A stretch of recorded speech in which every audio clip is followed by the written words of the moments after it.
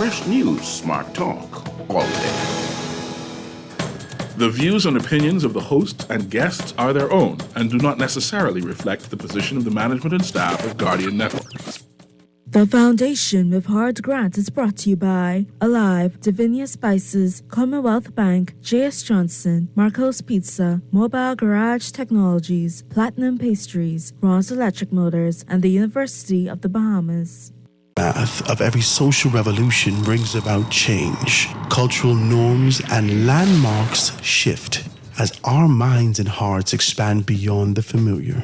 To everything there is a season and a time to every purpose in the land of the living. This is our time to renew, revive, and restore the hope lost to the busyness of life.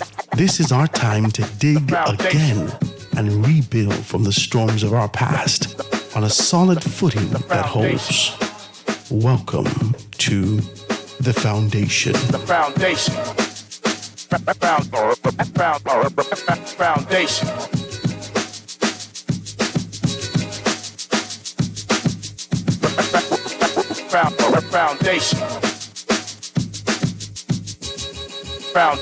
Foundation.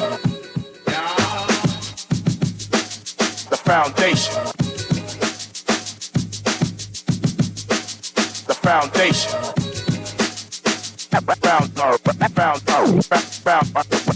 Foundation.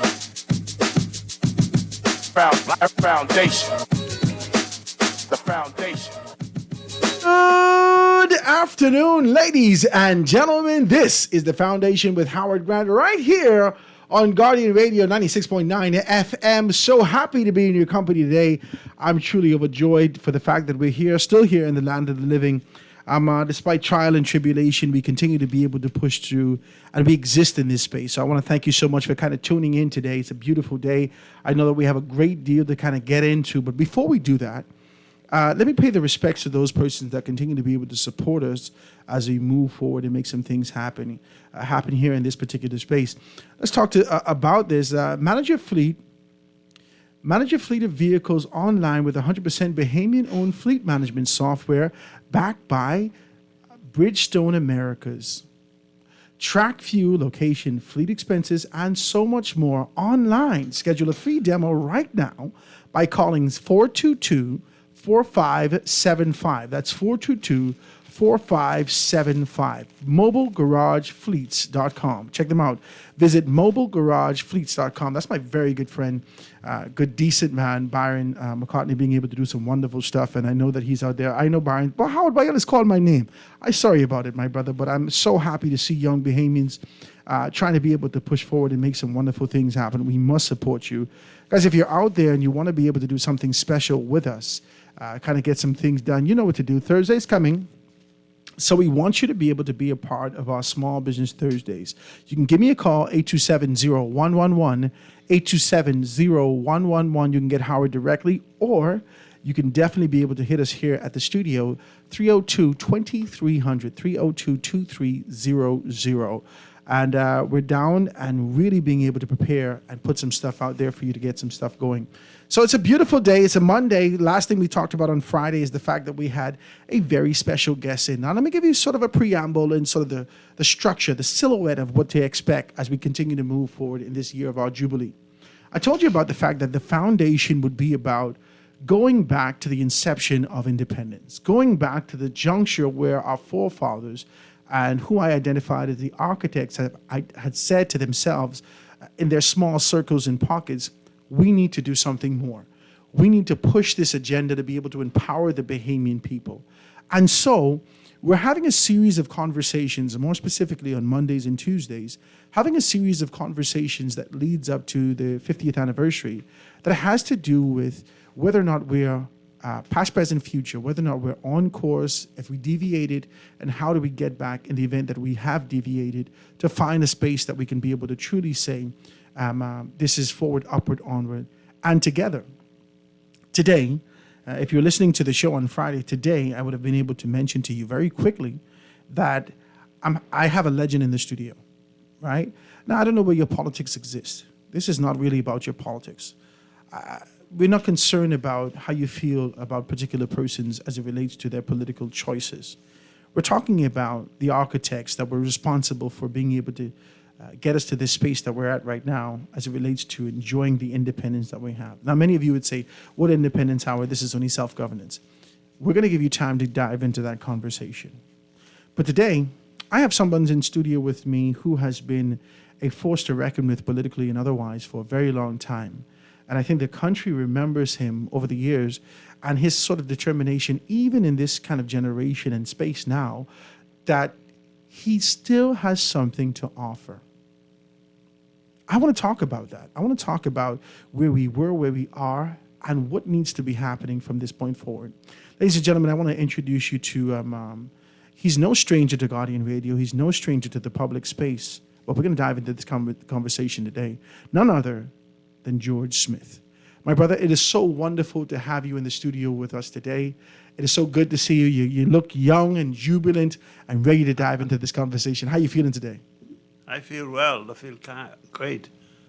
You're very kind, too, and I want to commend you for having assumed responsibility for this time at Guardian Radio. Your predecessor, Warren McCartney, who had a very commanding show. He certainly made a name for himself. Yes. And based on the few times I've heard you since you assumed responsibility, you seem to be gathering Yes, sir. a following that if Mr. McCartney don't be careful, you'll outpace it. So thank you very much. For I appreciate inviting you. me. I'm always gracious. I always kind of acquiesce and genuflect to those persons who make way for me to be in this space. I think that that's our responsibility, to identify, acknowledge, and sort of pay respect to the men and women who would have gone before us. And that's really what this show is about today. Being able to genuflect, despite the indifference that exists politically or otherwise. I think your contribution was significant, and I wanted to kind of dive into it. Now, that's not going to be all pleasantries. We're going to get into the real meat and potatoes of this. But before we do that, introduce yourself to those younger persons and a younger audience that may not necessarily know you over the years. Just kind of remind them of who you are and what you would have done over the years. I'm a product of Exuma. My family lived just a mile and a quarter south of Georgetown on Great Exuma. I was born on a spot called Sligo Lodge, which was borrowed from the part of Ireland where the Smiths came from, the county of Sligo in what is now the Republic of Ireland. They moved from there to the Carolinas. That was before the Carolina divided into North and South. And in 1779, a lady who was married to a gentleman called John Smith, who was loyal to the British Crown, was granted. John Smith had passed, and Amelia Smith was granted land on Great Exuma by the British Crown. So she came over to Exuma, Great Exuma, when she left the Carolinas, she had 4 sons. One died, I'm told, on the way to Florida. So she ended up in Florida with herself and 3 of her sons and some people who were literally her chattel at the time. 47 of them, mostly working people who had worked on her properties in the Carolinas. So she ended up there with 47 enslaved people. Immediately upon arriving, when they got to Florida, they got on a boat called the Peace and Plenty, which later arrived from Florida to the Georgetown Harbor. And hence there's a resort in Exuma called the Peace and Plenty. Yeah. That was where the British Garrison would manage the sale of or the dispossession of enslaved people. She freed the male slaves, which was all she was empowered to do by law. The others had to wait until 1834, some years later, when the enslaved people of the Bahamas won their freedom in what is now known as when the British emancipated the enslaved people in the British West Indies. From those three sons came a number of Smiths who married into different families.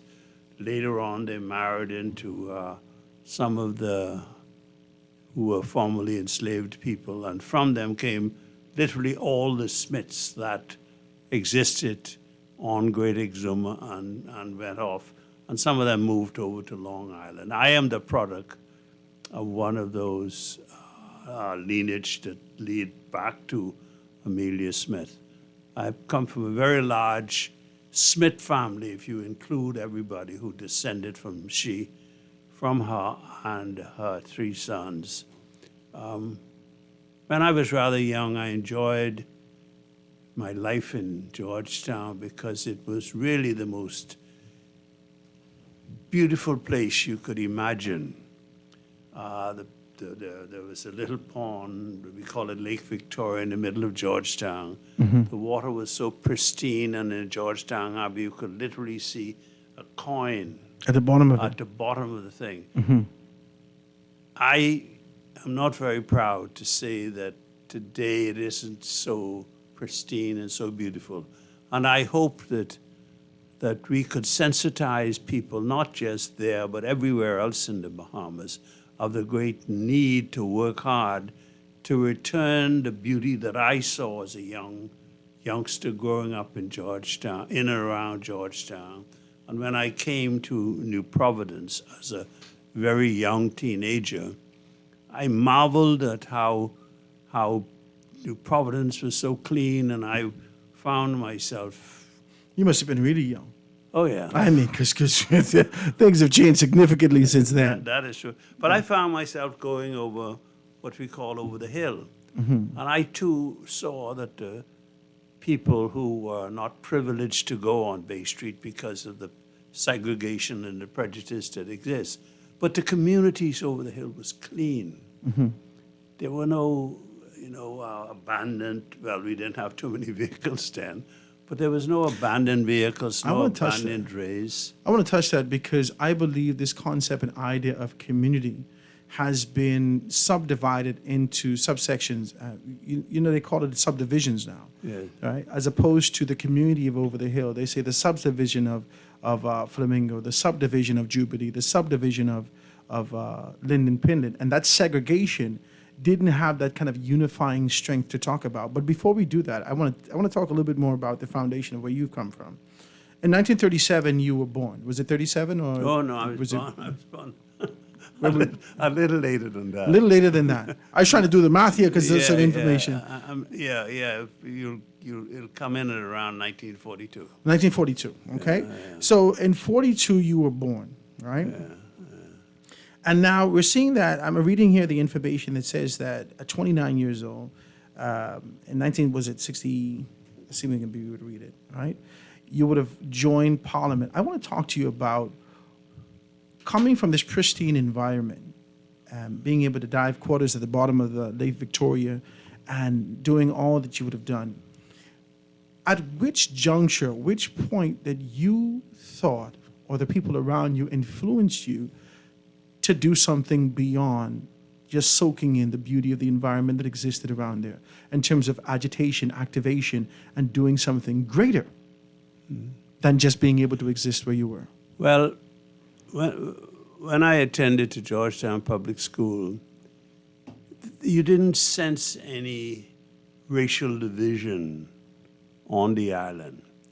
And even though there may have been some areas where some foreign white would have been privileged to stay, And even though the rank and file of the Exuma people may not have been welcome as guests at the then principal resort on Great Exuma, that was the Peace and Plenty, you didn't sense it because we were a reasonably friendly and close-knit people. I grew up, until I came to New Providence, I grew up having been fortunate to have many of the women in and around Georgetown treat me like a son. And I jokingly say this, but there's some truth to it. I literally nursed other women other than my mother because they took care of me and my siblings like we were theirs. Really? And that's the kind of community we had. The segregation. I have friends still today, and we go back to that period when I would stay at their house as if that is where I lived, because I somehow or other got a little late in leaving Georgetown to go 1.5 miles back to Sligo Lodge. But that's the kind of, and when I got a little older and I started to go to the other communities on Great Exuma, and we had to swim across or go in a boat from Great Exuma to Little Exuma before the bridge was made there. When I got over to Little Exuma, I was home because I knew Vincent Bone, I knew the other people there. Not I know them as well as my parents did, but we were very close. And I grew up calling Vincent Bone Uncle Vincent. So how did you know? Because for the untrained eye and those that not necessarily privy to it by being informed by the elders in the community, how did you know that there was significant segregation that existed in Nassau? Did you just feel it? And I want to know that because, and I make no slight about this, I want to have this kind of a conversation with you because we recognize that you're Smith, like my granddaddy, a little bit of the lighter hue, right? And were you able to navigate the worlds that exist, both the white world that existed on Bay Street and the over-the-hill world that existed for the black community? Were you able to see the segregation thereof, or did you know that this has existed while you were in Exuma? Well, when I came to New Providence, I was in the formative years of being a teenager. And I came down, I went to school, and I ended up at St. Augustine's. And it was at St. Augustine's that the Benedictine monks instilled in us our values, are deeply rooted in what we call the Catholic Church social teaching, that, people are more important than things. We are our brother's keeper. Those values that forms the core of our Christian belief that we are all brothers. And I didn't personally experience any difference with the chaps who went to St. Augustine, myself, and two of my siblings who ended up there also. But I saw evidence of it when I wanted to go to a barber shop on Bay Street. The man told me I could come, but my buddy couldn't come, so I said, well, I gone too. Woo. And then there was a theater where... Savoy. I could have gone because all of my friends who came from Long Island, particular communities in Long Island, they could go. And I could have gone. But I said, no, I realized long ago that I am the mixture of that family that came from the Carolina. And I am also the victim of the other side of my family that came from Africa and settled in different parts. Mr. Smith, this is a strong conversation that we're having because what you're saying to me is that through social acknowledgement, even through this Catholic social teaching that you speak of, there was this camaraderie and brotherhood, but there was a very clear understanding that you can gravitate and enjoy some of the privileges that were offered socially to be able to embrace this white arm or this white part of you that is clearly there. as opposed to understanding the struggle and the pain that existed in these other spaces. Now, tell me this. At which point, because this is a participant in the Freedom Riders, the Freedom Train, this kind of an idea of liberation. If all of us can't live in this particular space, then none of us can. At which point did you decide, which age, that I am going to be a part of the fight for liberation for this part of my life? It would have been when I was 14, 15. My father, for instance,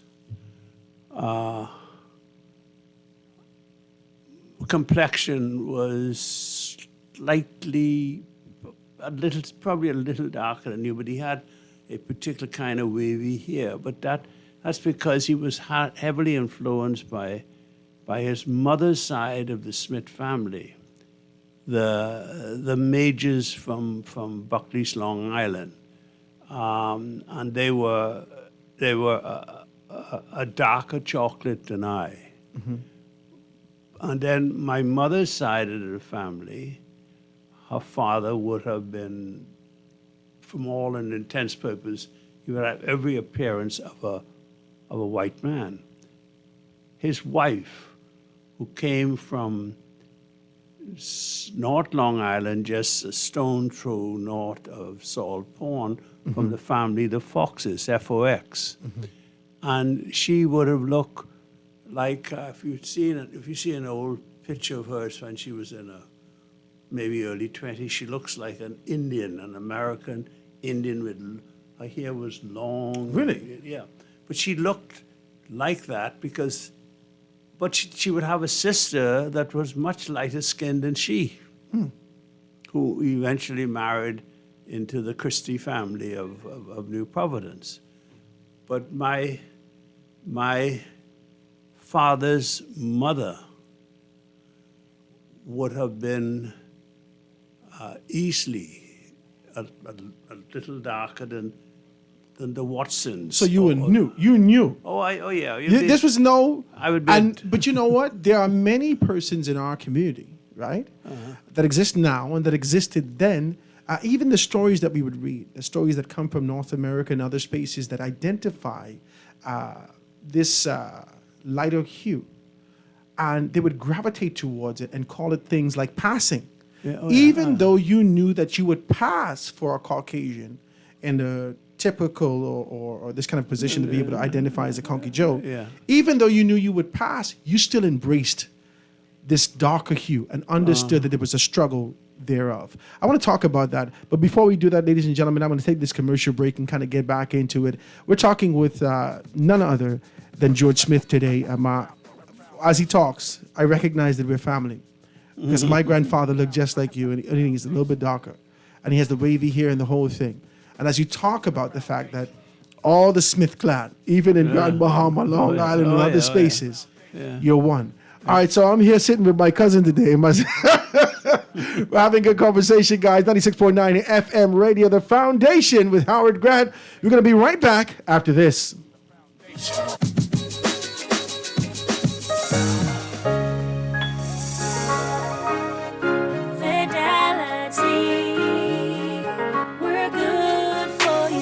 With so much going on in the world today, only accepting cash at your business can be risky.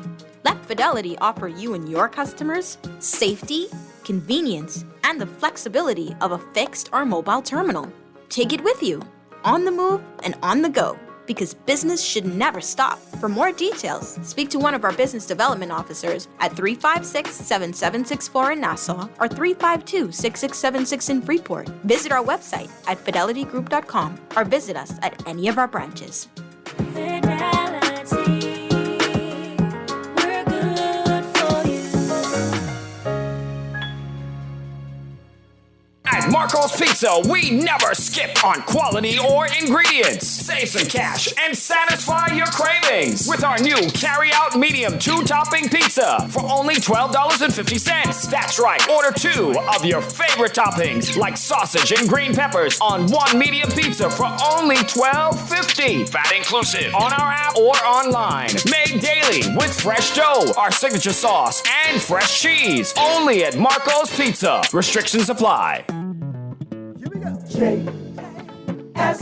Johnson Insurance agents are the best.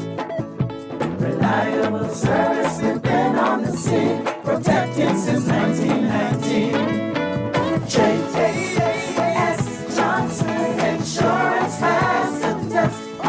You'll always cover me. J.S. Johnson Insurance, peace of mind.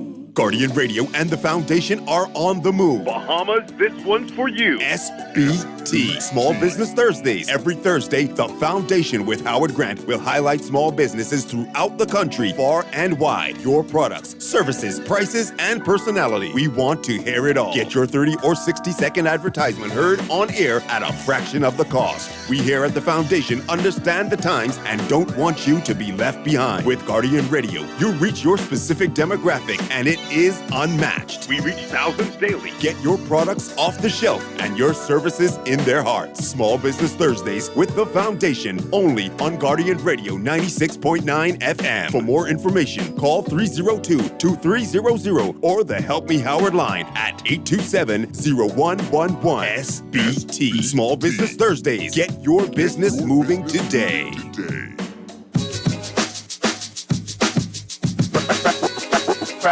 Foundation.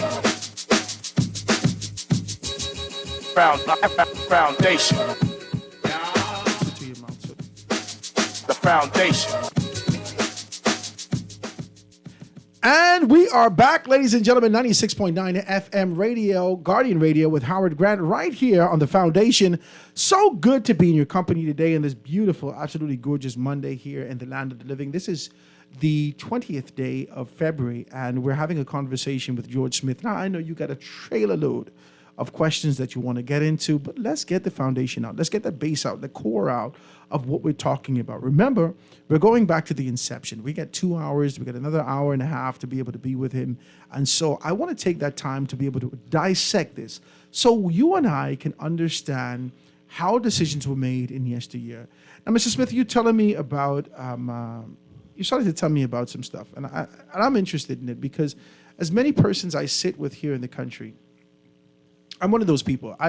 For me to learn about yesteryear, I feel like I can learn it from the feet of some of the architects, the old soldiers, these men and women who would have served in various capacities. And no one political divide. I need to get a well-rounded picture of what made men like you and others, what propelled you to serve? What made you do that?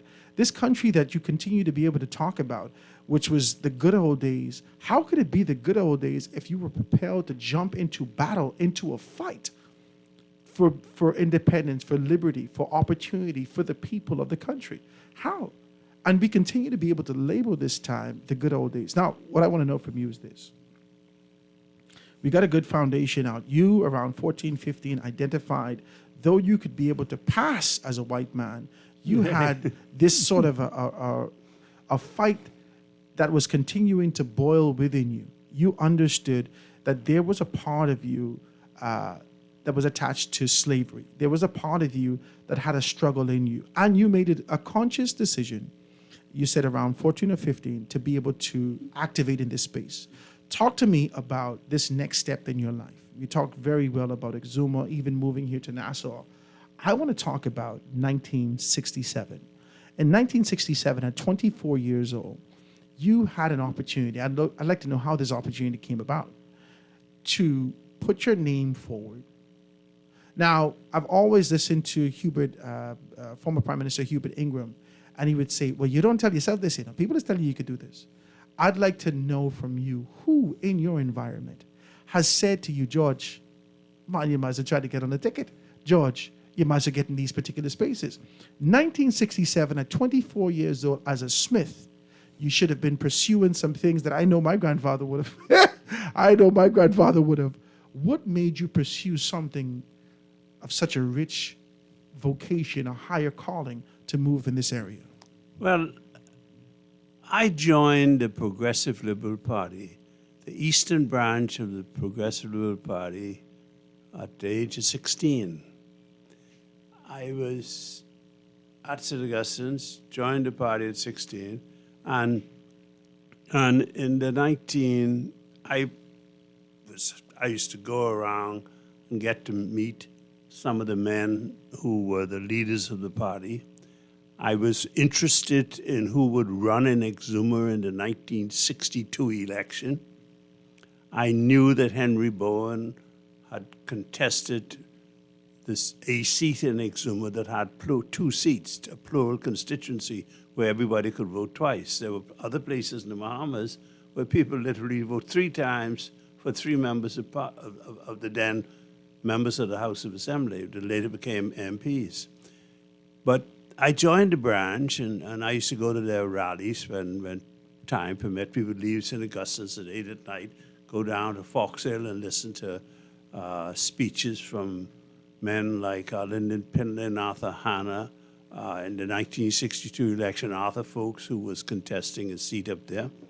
And as time passed, I was in Exuma in 1964 on the park that is now called Regatta Park in the heart of Georgetown on what they call Constitution Day. That was the day when the first written constitution of the Bahamas, 1964, was unveiled. And the then member of parliament, very, very talented, very effective member of parliament, Robert H. Bobby Simonet, and Captain Frederick Bang, who was very affable but not as brilliant as Bobby Simonet. And Bobby was making a speech about the benefits of this, and he made a statement, and somehow or the other, one of his keen supporters was standing near me and asked me, I don't know, he addressed to me, asked me what I think of Bobby Simonet. I said, it's a bunch of lies. I was a little fella. And I said, promising these people that they can live, and we knew that they would wait until elections come, the election go, and the man with the most money would win. But when I left school, I got a couple of jobs, and I was, pinching away, being active young fella in and around New Providence, going to the spots that fellas went to at 18, 19. I felt my oats, And then we decided, Arthur Folks, who had left the Tribune after the 1962 election, to start a newspaper called the Bahamian Times. And Loftus Roker, Warren Lavarity, Jeffrey Thompson, who was the Secretary General, assisted, of course, by Lyndon Pinlan, who was the leader of the party in the House at the time, Arthur Hanna, and whomever else. And somehow I find myself going by this place on Wolf Road, 2 buildings that belonged to Percy Munnins. Mm-hmm. And we would go there. We had this press that you had to keep going by spitting on it, keeping Band-Aid. A fellow called George Sands kept that press going for several years, 3-4 years, until 1967, when we were able to raise some money to buy some modern equipment for Bahamian Times. And when you started the Bahamian Times, 19? It was late 63 or 64, after the 62 election. After Constitution Day or before? No, 64 Constitution was one thing. Mm-hmm. But this was after that Constitution thing, yeah. Okay, so it had been 65. We started it about 64, something like that. Yeah, okay. To Bahamian Time, to be ready for the next time. And we used to put out some stories, and sometimes we struggled through the night to get it out. It was weekly paper. We struggled. Closer we got to 67, we tried to put it in the paper twice a week.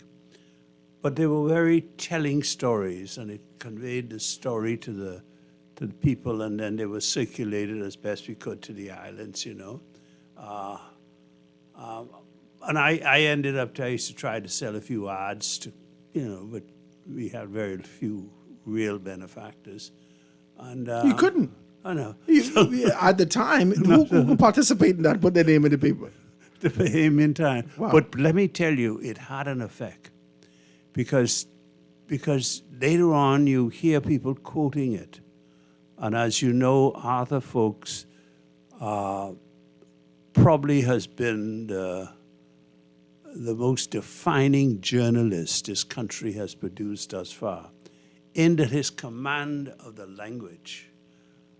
He was a good speaker, but his command of the language was so understood by people. He could convey feelings through the written word in addition.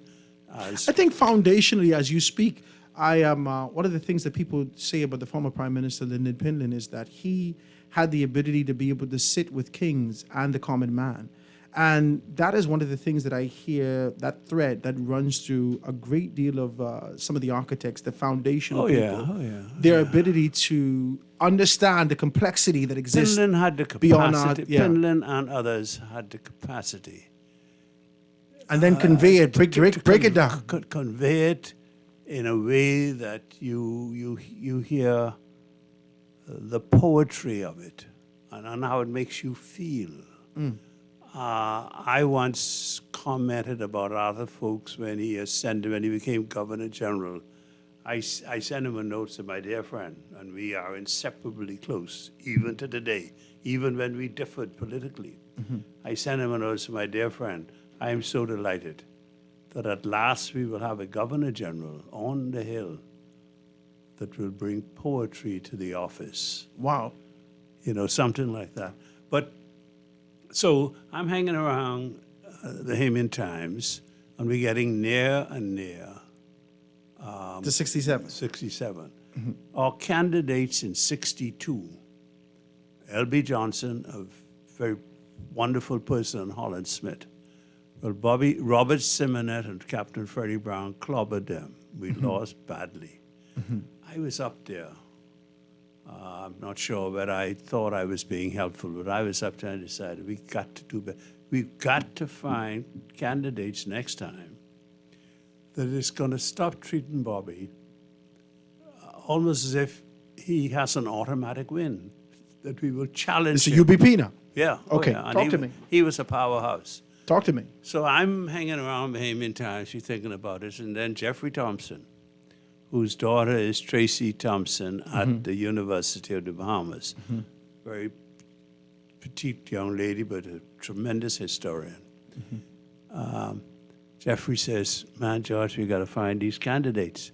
These two candidates now. Livingston Coakley needed to be persuaded because he was to have been the candidate in 62, but he hadn't dealt with his work matters. So And now, where's this candidacy in Exuma, or you just mean? No, Exuma. Oh, yeah. Okay. Exuma. Okay, so we're talking about Exuma. When Okay.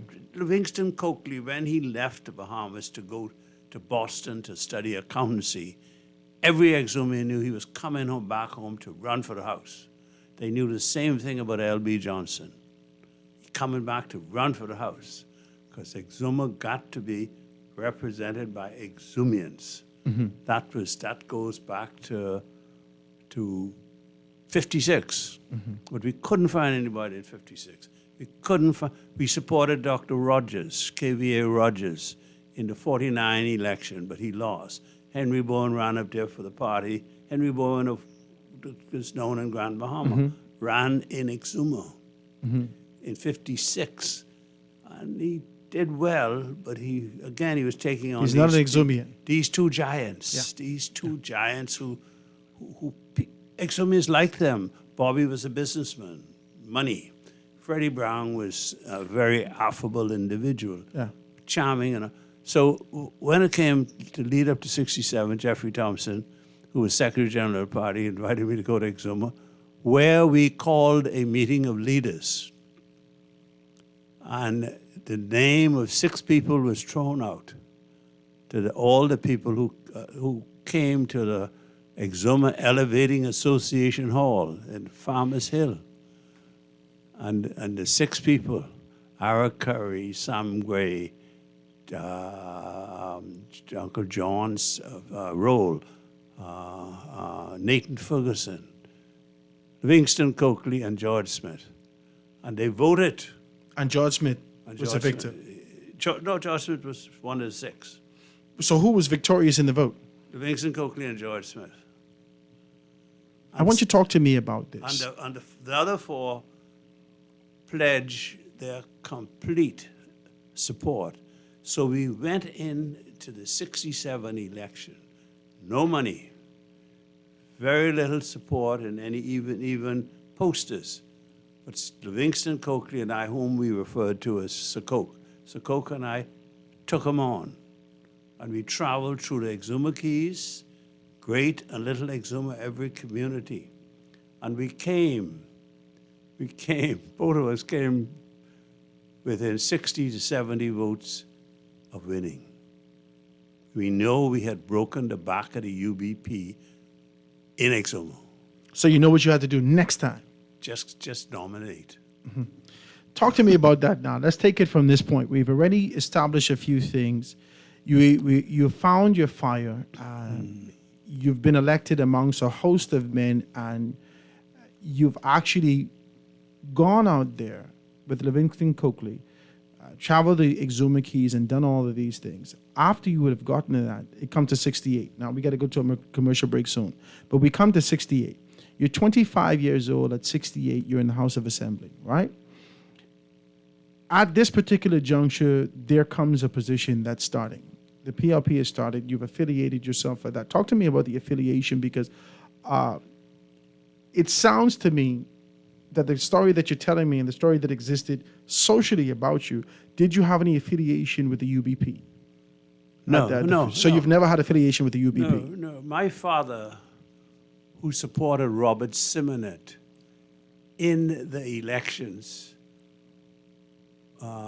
died before the 62 election. He died. And by 58, I was already, when the UBP started, PLP started in 53. Right. When the PLP, so I joined the PLP before the 58, but I never would have supported them, even if my father was alive in 62 in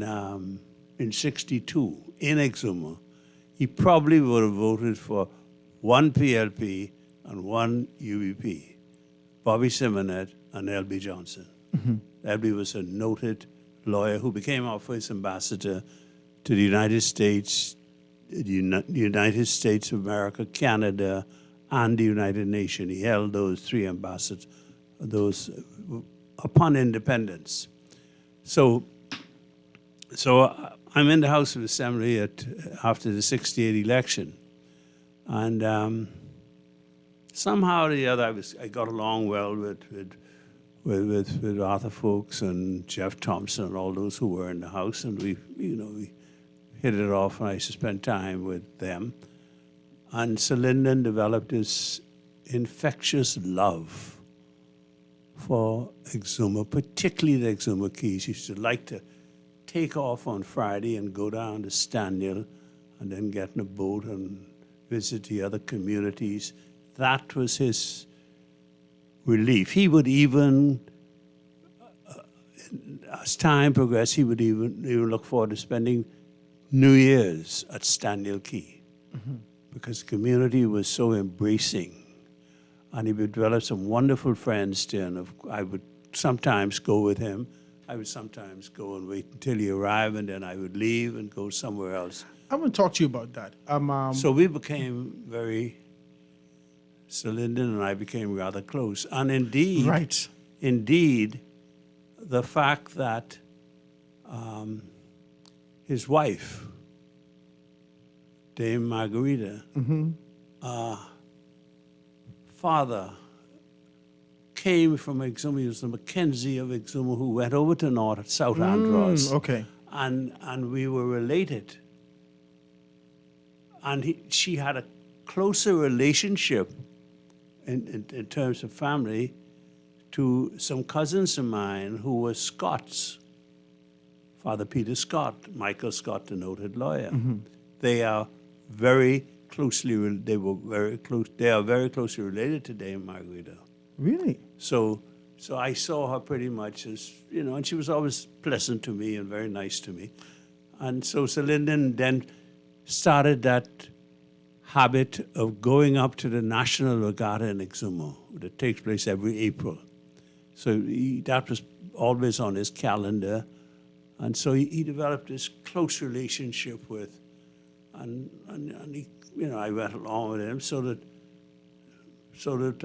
when it came time for us to commence the campaign for independence.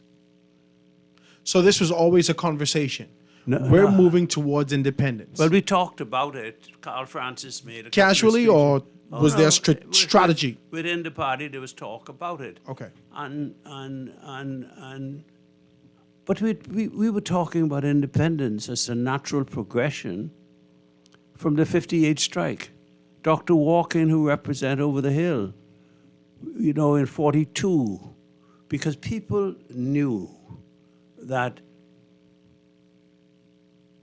from the freeing of the slave, freeing those who were enslaved, to the 42, what they call riot, it was a demonstration for better pay. The 58 strike, the struggle for the women's vote, the pushing for better labor laws that was done by the UBP because of the insistence of the PLP. That makes Labor Day a public holiday. We knew all these things, that they were happening. Lowering of the voters' age from 21 to 18, getting rid of the company vote and the property vote, all of these things led to eventual majority rule.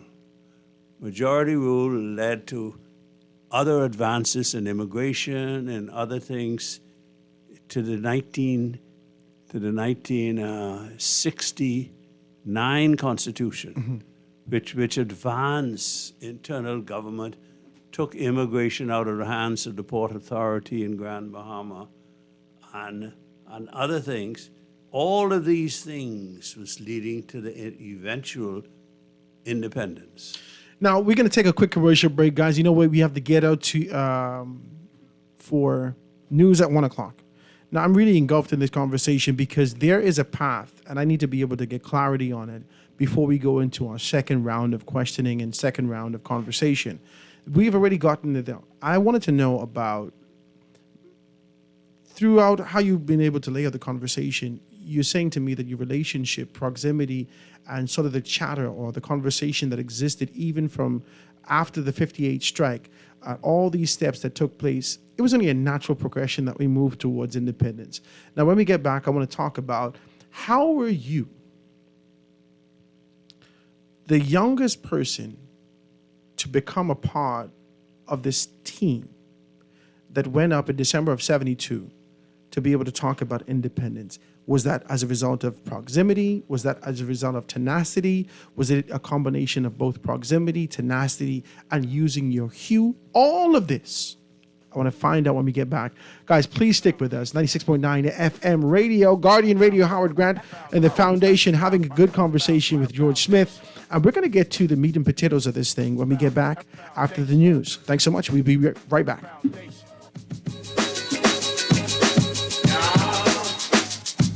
This is Guardian Radio, The Foundation. 96.9 FM, Nassau, Bahamas.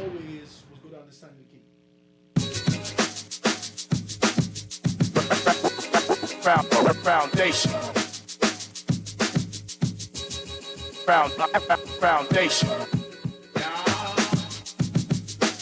The foundation.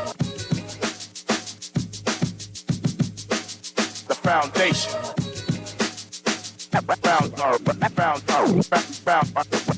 Foundation. Foundation. And we are back, ladies and gentlemen. 96.9 FM radio. Howard Grant and your company, the Foundation, right here. Being able to chop it down on this absolutely gorgeous Monday afternoon. Now, I know you want to get to the meat and potatoes of the thing. I know you want to talk about all the things that we hear so much about. But what good is that if we don't get to the core? What good is it if we don't get to the foundation? So we're here having a good conversation. If you just tuned in, hey, you're going to be able to check it out a little bit later on or check it out online, this kind of a conversation that we're diving into. We're speaking with none other than George Smith, talking to us about the inception of how he got involved and really the development of the now. Well, I don't know if it's the now, but the then Progressive Liberal Party, because that's what I want to get into. On the second hour, Mr. Smith, I want to take it here. Now, we've gone through a great deal. We've gone through how you got involved. We've gone through sort of this push and the embracing of a particular concept and idea within yourself, knowing that you had two forces within you, this lighter hue and this struggle that existed with black persons. You embraced this idea and moved towards this. You joined the Progressive Liberal Party, you committed yourselves to that, and you agitated. Out of all the 6 men that were given an opportunity, you and Livingston Coakley would have been able to be the ones that came to the forefront and really pushed for it. Finally, 1968, you find yourself in a position at 25 years old, elected to the House of Assembly. And at that juncture, there was conversations that happened. There was the 58 strike that you talked about. There was the Bremer Road riots. There was the suffrage movement that actually gave women this kind of an empowering position. So all these agitation, social agitation, led to what was inevitable, this independence. I want to know from you, before we get any further, I'd like to know from you, was there difference in the men around you? The men that actually started the Bahamian Times, the men that started this kind of a push, they're spitting and using Band-Aid and everything to get the print press out because they know that there needs to be this transformation in our country. And then they were given this opportunity to be able to attain power. They stepped over this threshold from average citizen to the pinnacle of leadership in the country. Did you sense a change, a shift in the men who were out here holding their hats in hands for an opportunity to be able to find liberty and liberation in the country in comparison to the same men in a position of power? Did you sense anything different? Well, in 1967, when we realized that we had finally gotten in a position where a government made up principally of black people could be formed. And it happened because the Progressive Liberal Party had won 18 seats and the UBP had won 18, and Randall Fox could not have found it possible not to join in support of the PLP becoming the government. Just heavy what you're saying. You say could not. Could not. History tells us a story of a blank check that was presented to him by the UBP. And there are talks about an Exumian who was a strong UBP supporter taking a bag load of money. Whether the story is true or not, or the check is true or not, Randolph knew that if the PLP had contested that seat, they would have won it too. And it is only because of the role he played in the 58 strike and the role he continued to play as a labor leader, a labor leader that was unique in this way. He wasn't a nuts and bolts, hard-working labor man, but he was a great orator. So his voice. His voice. You know, I just heard from the AFL-CIO who's going to support us in this demonstration by sending us a check. There was no check. Anyway, Randolph was good at that. But he played a role. He played a role, and the role was... It's heavy what you're saying. Let me tell you why it's heavy. Because as a 42-year-old man in this country who's listening to the stories of yesteryear, some written and some told in smoky bar rooms, right? Yeah. As a 42-year-old man that hears these stories, I now have to make an assessment. And the assessment that I make based upon what's kind of regurgitated relentlessly socially about Randall Fox is the same assessment a great deal of persons make about the PLP. There's this idea that his commitment, despite what he could have done or should have done or these whatever, the commitment that he's made to the PLP, there are many people that said that the Progressive Liberal Party should have treated him better as years progressed. They should have afforded him more. Because a lot of people tell this story. I don't know him personally. I only know the stories of him. And the stories of him would give me a picture and a view of the men and women who fought for liberation in this country. The question that I have for you is that, has the PLP, the men and women that actually started, white, black, and different, that started this Progressive Liberal Party to be able to liberate the people of this country, have they changed over that very short period of time? From the inception on the formation of their political organization to that first win, moving right after independence, did you see a change not only in the individuals, in the organization? Do you believe that the organization remained committed to the constitutional tenets of both the organization and the Constitution and preamble of the country? Talk to me about it. Let me first say this for Sir Randolph. The door was opened for Sir Randolph in 1967. And he was given the Ministry of Labour and Commerce. By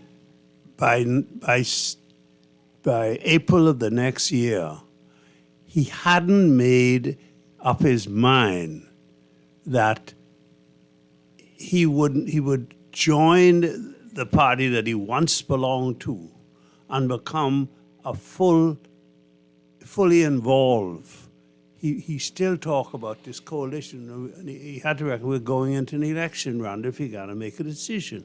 Now, Sir Alvin, when Sir Lyndon called Alvin Brennan in Naughty Lutra and got him on the phone and says, Mr. Speaker, Alvin's response was, Premier. So there was no doubt that Alvin was fully committed. Everybody wanted Randall to commit to a relationship that'll continue even after the election of 68. My God. Randall didn't make that commitment. And has that commitment ostracized him?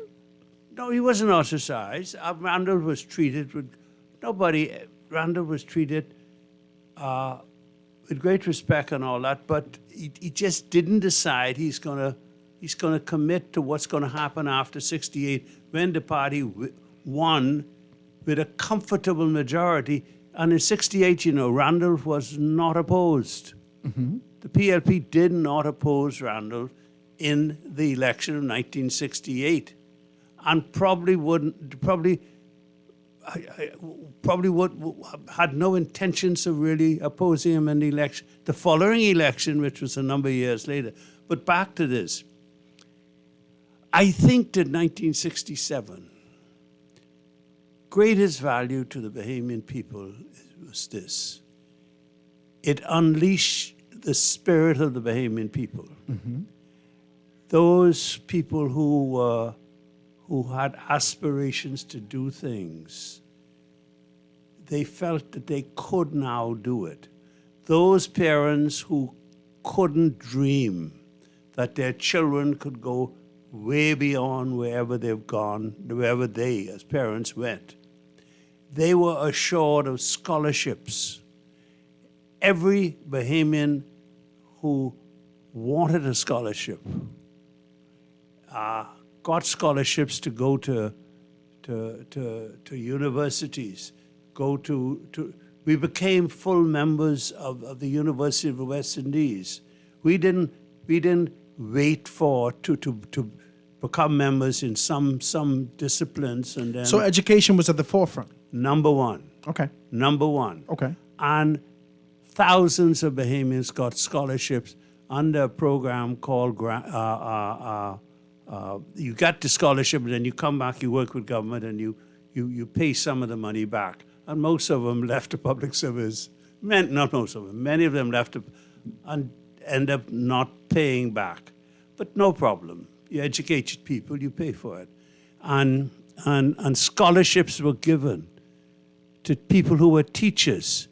Scholarships was given to people after 67 to go to universities that only the wealthy could have dreamed of going. I got to touch this like Harvard this. and universities, Cambridge and all those universities. Bahamians went to those schools, came back. Some served with great efficiency in the public service.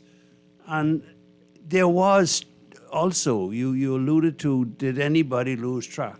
Some did. Okay. We got couple of members of the House started to look at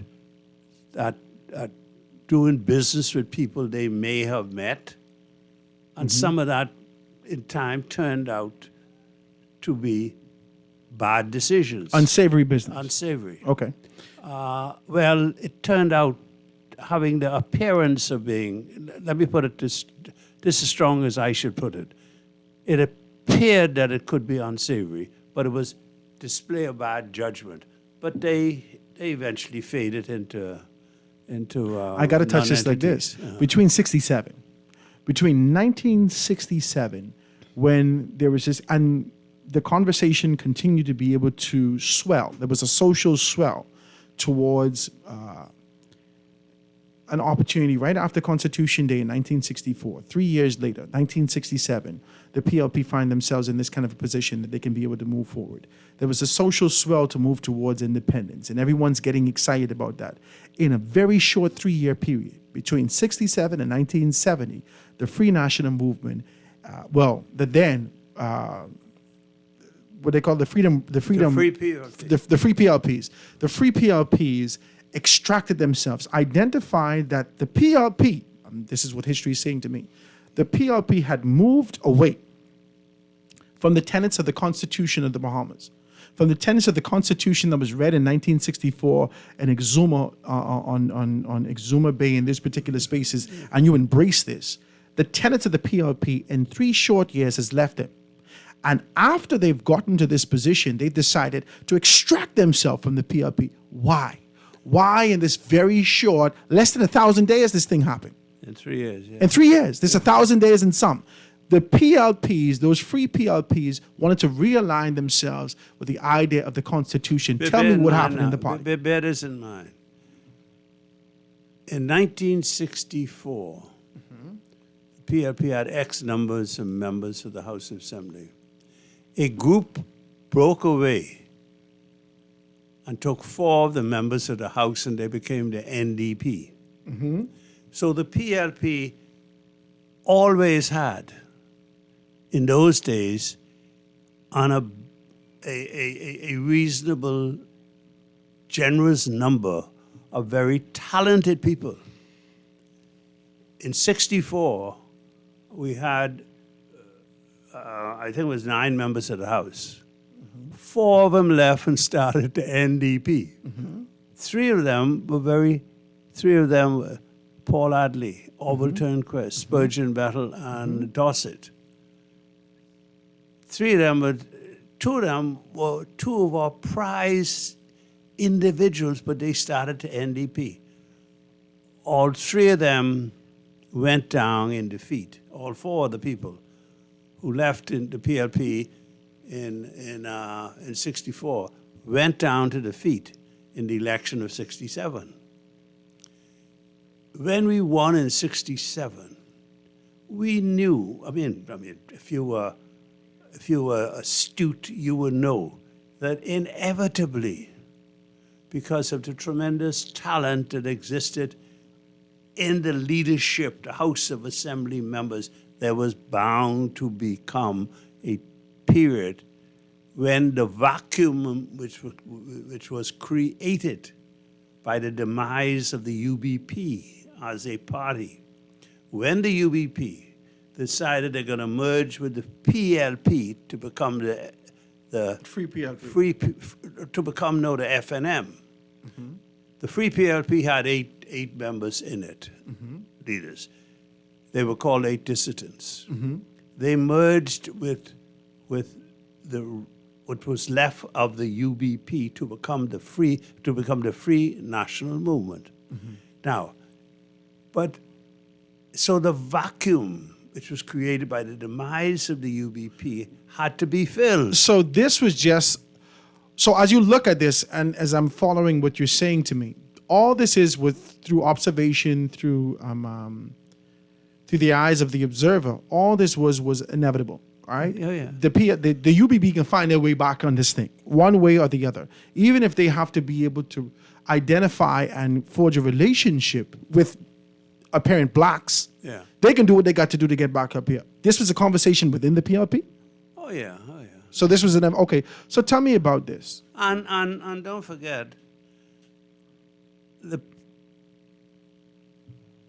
ambition of some of the people who became members of who became the Dissident 8 was powerful ambition. Cecil Wallace Whitfield. He wanted to be leader. He wanted to be leader of the prime country. minister. Yeah. And he, just like Paul Adley, Paul started to NDP because he wanted to be premier and eventually become prime minister in an independent Bahamas. But you know what the beauty of this conversation is that despite their aspirations, I don't disbelieve that Eddie Hanna, I don't disbelieve that Milo Butler and others didn't have the wherewithal to become leader also. Why would they commit themselves to the Progressive Liberal Party and not? There was a time, I mean, people don't know this. There was a famous meeting in 63 or 64, something like that, at Sir Linden House on Soldier Road, where a move was moved by some members of the parliamentary group, and one or two people were very surprised who was part of the group to get Sir Linden, who said he'll go if they want him to go, to resign in favor of Paul becoming leader, because some people had the perception that Paul was more respectable. He was Francis. He was. Oh, just heavy what you're saying to me. The Prince of Ponciana Hill. Okay. He was A.F. Adley's son. So what was the contrast in respectability? Guys, I see your telephone calls. Please give me a text. 323-6232, 325-4316, 325-4259. I'm going to give you telephone calls, but I cannot keep you on the telephone too long because I still want to get this change.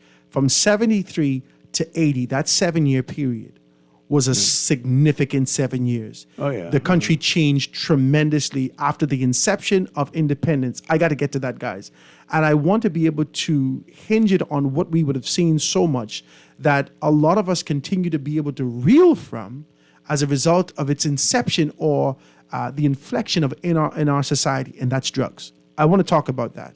So I'm going to give you 30 seconds to be able to put your question on the table, but you got to let me to get to that. Caller, on the line with us live. Go ahead.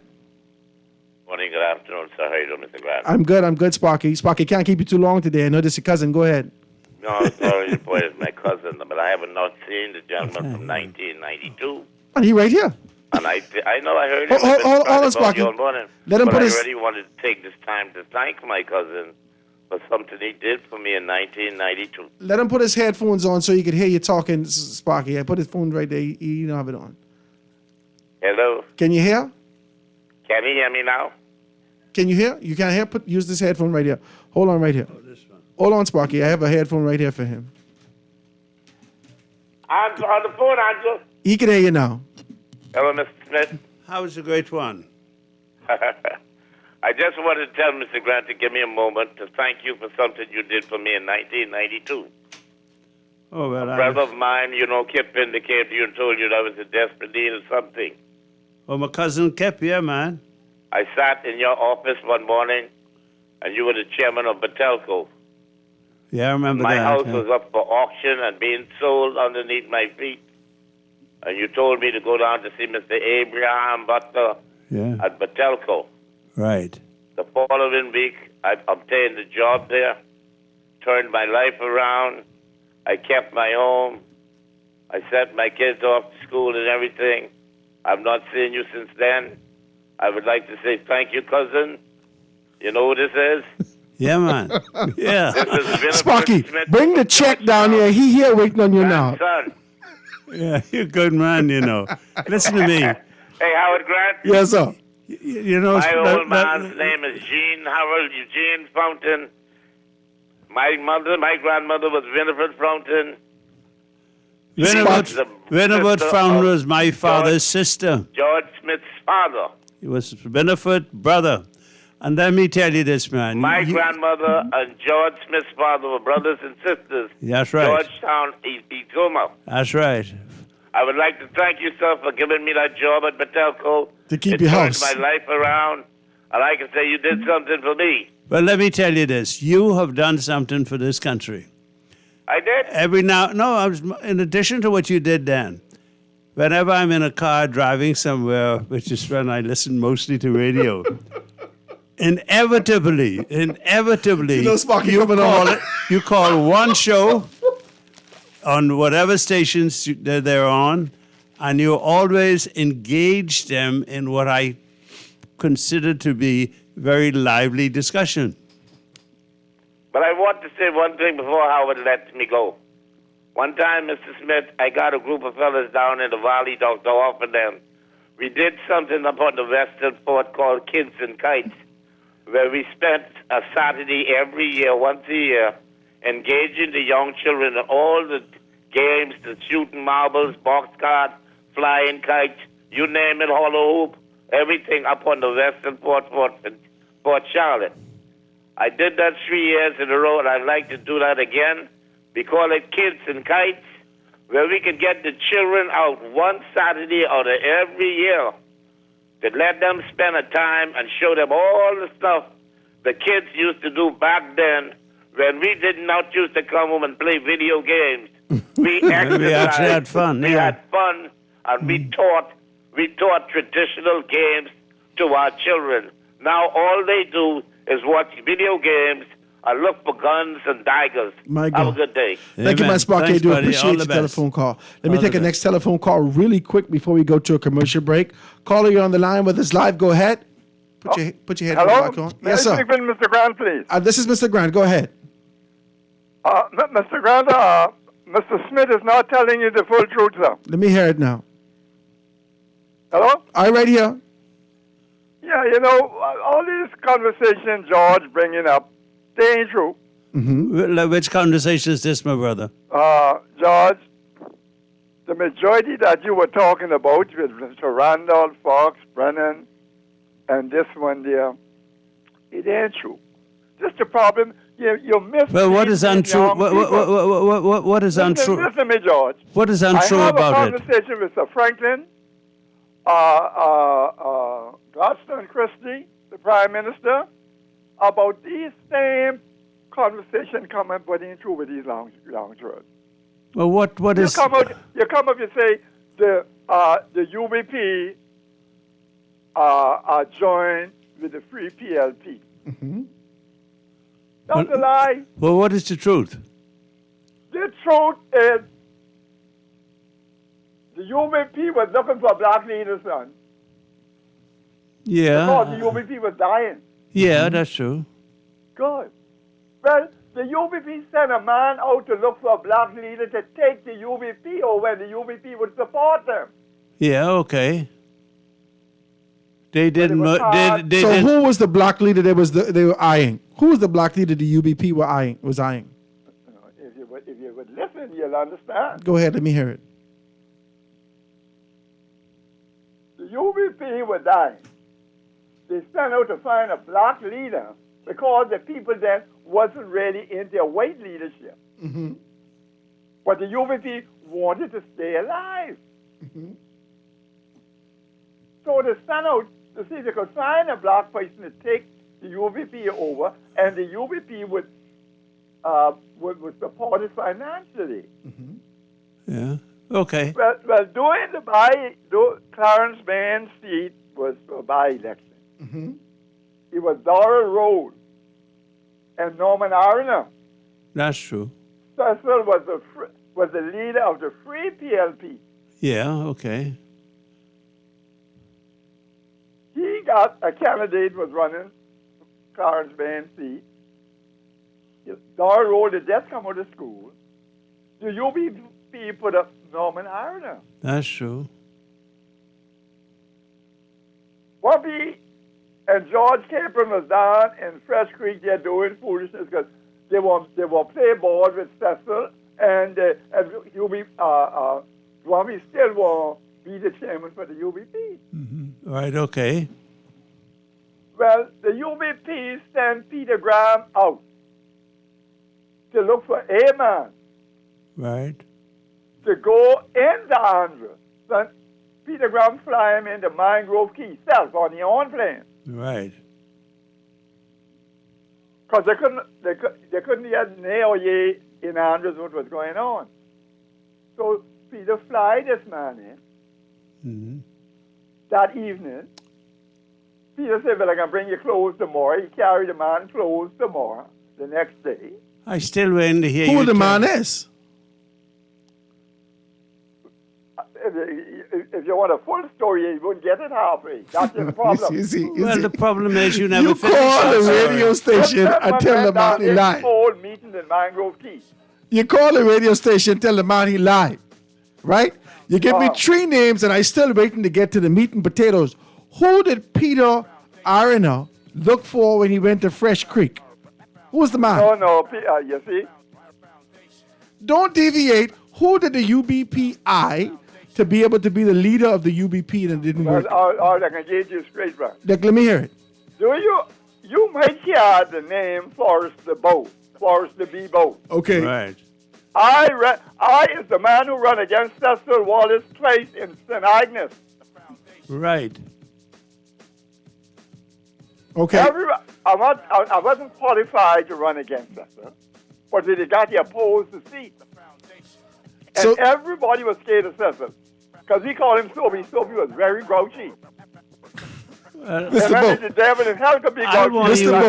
Mr. Bo, I got to go to a commercial break. I want you to hold on the line. I can get your number. You and I can have a conversation. I want you to come on here with me.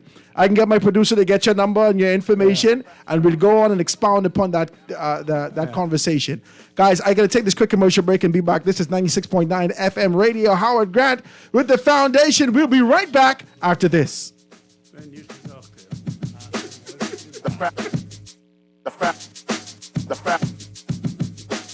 The foundation.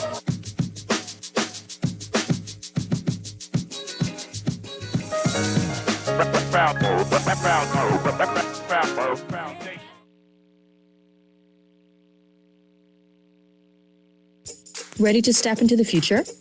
From your front door to the backyard and everywhere in between. See and speak to whoever's there with Ring Video doorbells and security cameras now available at Alive. Protect what matters most, all from one easy app, available in your Google or Apple Play Store. Visit bealive.com/ring to learn more. We are alive.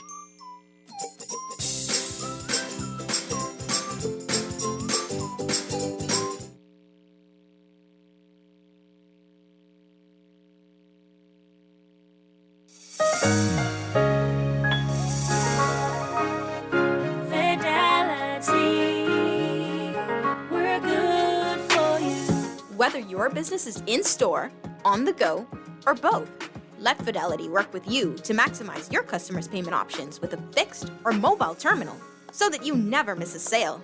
It's safer than cash and more convenient so that you can take your business anywhere. For details, contact a business development officer today at 356-7764 in Nassau or 352-6676 in Freeport, or visit our website at fidelitygroup.com.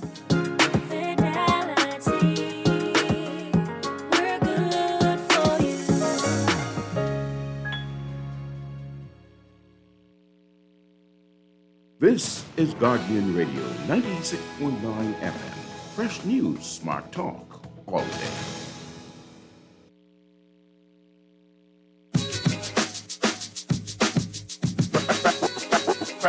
Foundation. Foundation. And we are back, ladies and gentlemen. I just want to be as quick as possible so we can get in here because we got so much more to kind of travel through. This is the Foundation with Howard Grant, 96.9 FM radio. Really chopping it down today, having a very good conversation, a lively and provocative conversation, if I do say so myself, with none other than George Smith. Really being able to chop it down. We've gone through past, we've been able to talk about where the PLP was all the way up to 67 to 73 in independence.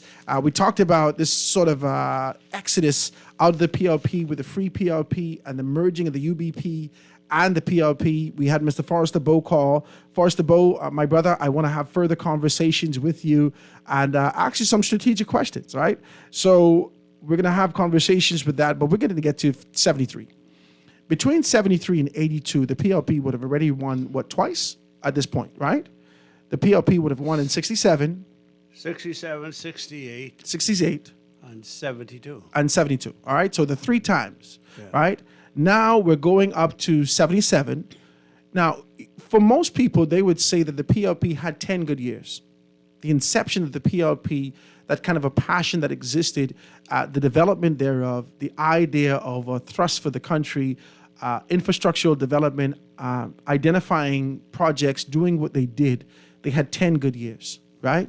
They talk about this from 67 to 77. And after 77, this kind of an idea, this fame idea, that giant that actually takes over so many men when they find themselves in the position of power, that ego, that easing God out, this idea of being able to deviate against the path that you were called to taking on this position for yourself. In 77, a lot of persons said that this is where they felt that the PLP was shifting and swaying from their kind of position. In the 82 election, there were a great deal of people who said that the Free National Movement would have taken that election. A great deal of people would have said through just casual conversation in those smoky barrooms that we talk about, we're not seeing anything ascribed to paper, to the annals of history, talking about it. But the stories that are being told is that there's quite a possibility that the Free National Movement would have won that. They tell me all kind of stories, all kind of things. I wouldn't repeat it here. But I'm saying to you, there's a social perception that exists about the PLP post-77. And the social perception has not left the PLP yet.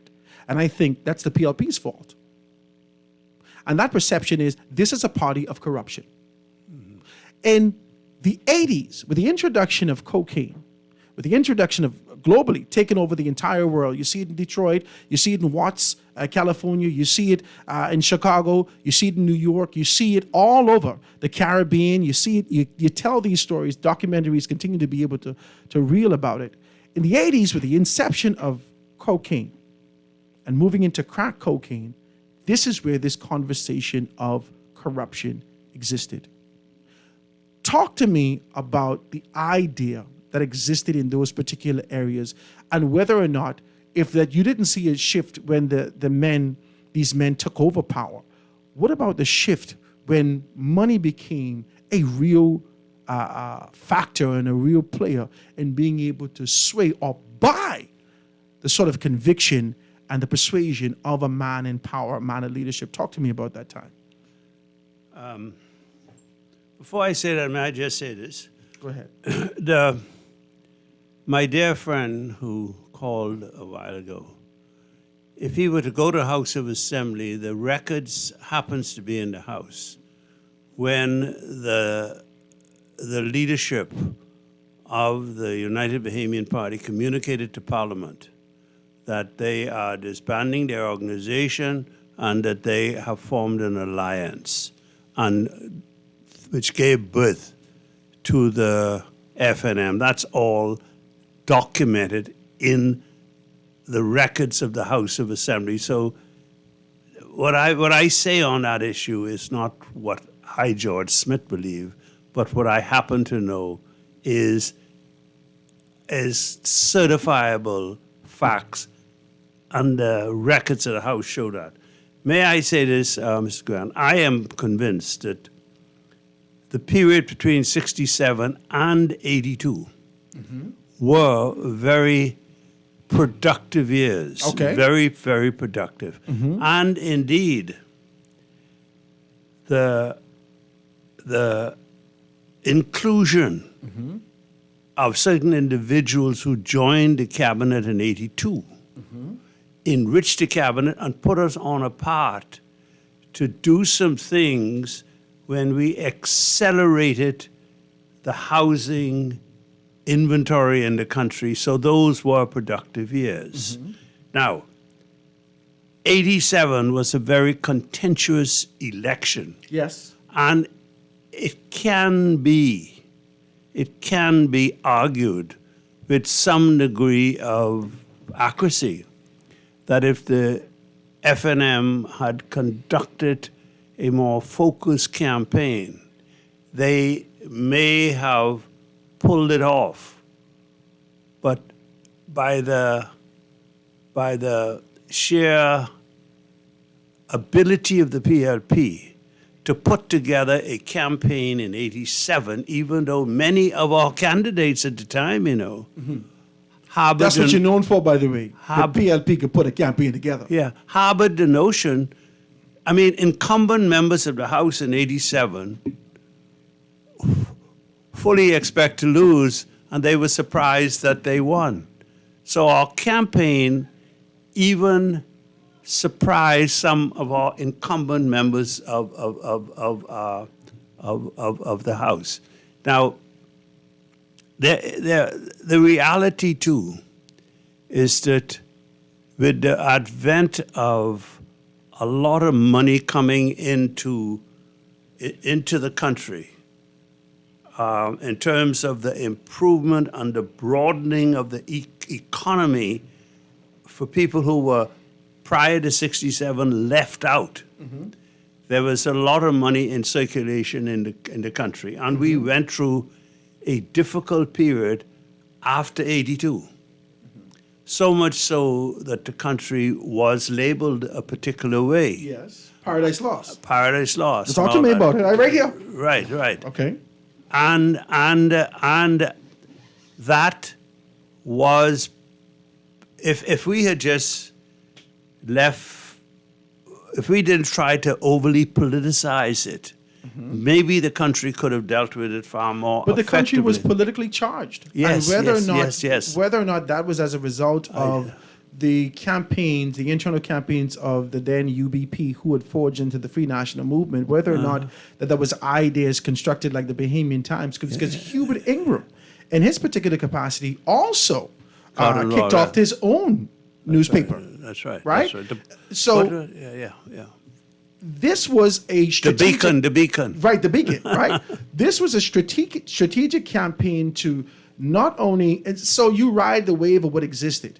And if the wave existed that there is corruption entering to the country through on the backs of drugs, because you yourself, let's talk about it. We got a little bit of time and I didn't want to be able to expand upon it. You yourself got caught up from that 82 rush to 87 with the Commission of Inquiry. So there was a great deal that happened in this particular time. And what do you think should have happened different at that time? That in retrospect, you could say, okay, we made some wrong steps, we made some wrong affiliations, we made some wrong things in those particular marks. Talk to me about it. Well, I don't know that we could have, well, maybe we could have done more to stop the Bahamas having been used as a transshipment center. We were used, and that areas of the country were highlighted as part of the destination within the Bahamas, where things were dropped and picked up and for onward transmission. I also believe that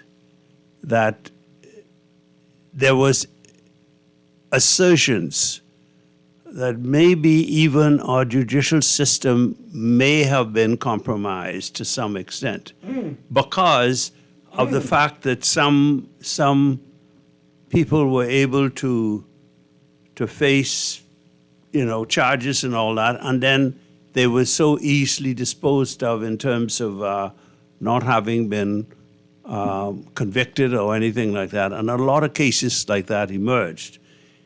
I think also, Howard, that what was unfortunate too was that the commission you referred to went beyond the scope of trying to find evidence for what they later concluded. They dealt with matters more on the what's that thing called, on the evidence of probability, not actual evidence. Because I know of a particular instance, and permit me to say it in this way, where they accepted things about individuals without permitting the people of whom that was said to confront the accusers. And that is against any reasonable law of evidence. So they almost permitted themselves to accept what was being said by people who were themselves at the time incarcerated in prisons in the United States.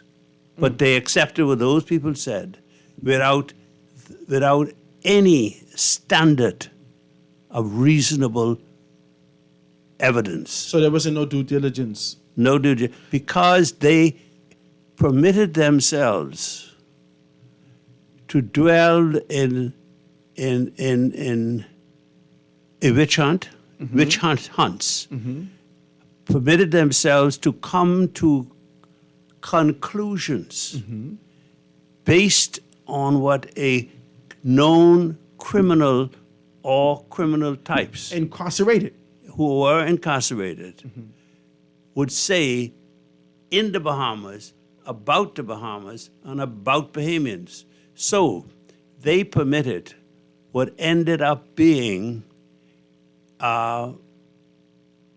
injustice being imposed on citizens of whom they ought to have been looking out for and to guarantee the truth.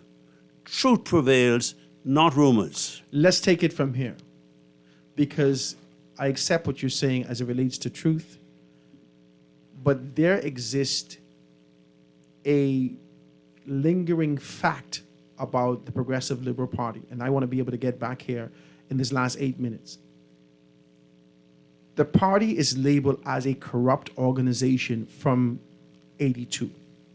In many senses, in many spaces, in many places throughout the country.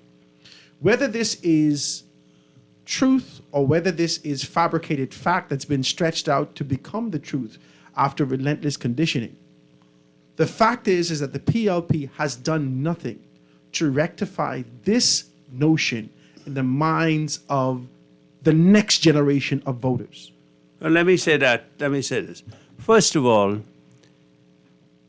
no generation, and none of us, should believe that organizations in and of themselves could be. People are corrupt.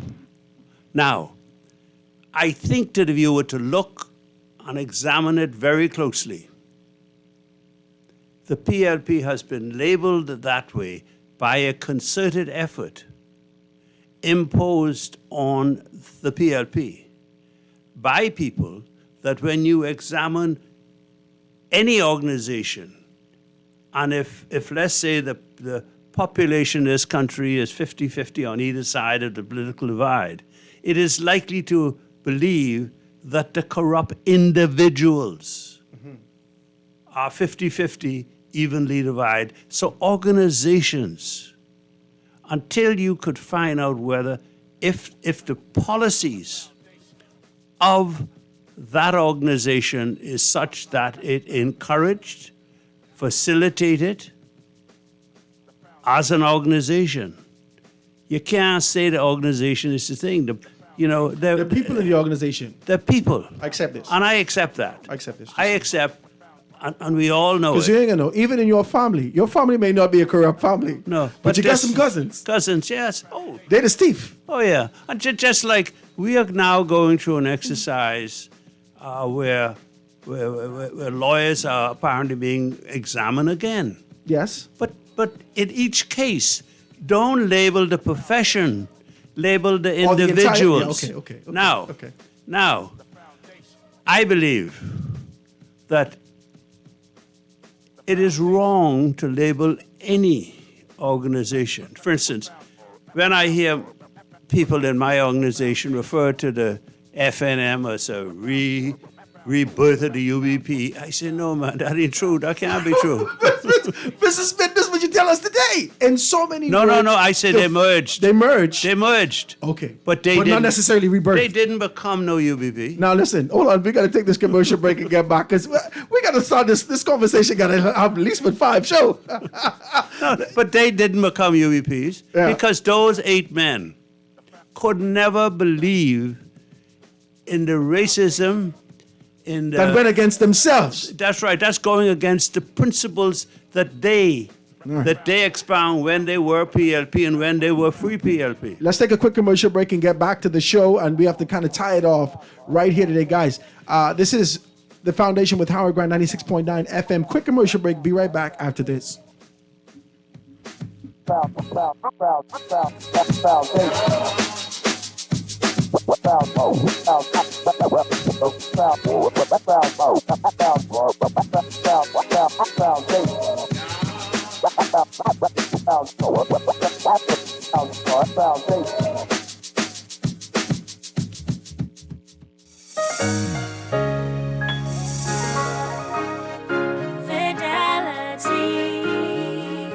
We're good for you.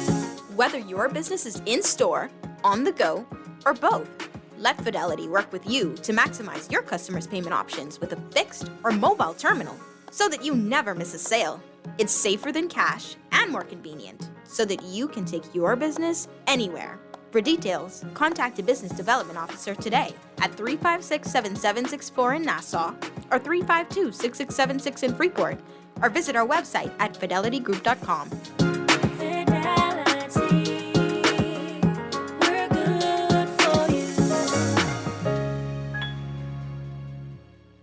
At Ron's Electric Motors, they repair and rewind all major brands of electric motors, including water pumps, generators, and the generator's back end, welding machines, electric lifts, air compressors, battery chargers, and more. They're equipped to handle up to 850 kilowatts and rewind up to 450 horsepower motors. They're conveniently located on the corner of Wolf and Clarence Roads and are open weekdays 8 a.m. to 5 p.m., Saturdays till noon. They offer 24 hours emergency assistance. You can reach them at 242-356-0249. University of the Bahamas is where greatness grows. Apply now to join a community of strong learners and leaders. The deadline to apply for undergraduate admissions has been extended to Tuesday, 28th of February, 2023. The online application process is easy. Simply visit www.ub.edu.bs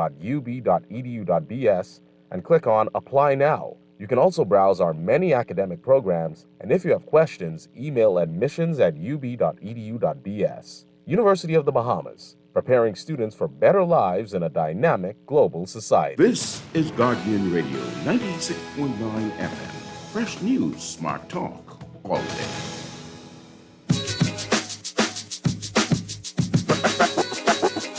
Foundation. Foundation. And we are back real quick before we get out of here. I want to thank you in these last 2 minutes. 96.9 FM radio. Mrs. Smith, George Smith, he's my cousin. I'm about to tell you that now. Amen. All right. So, and I'm looking for family. I tell you, the man is a Smith, I is a Smith. Behave yourself, right? But the truth is this. I think you did,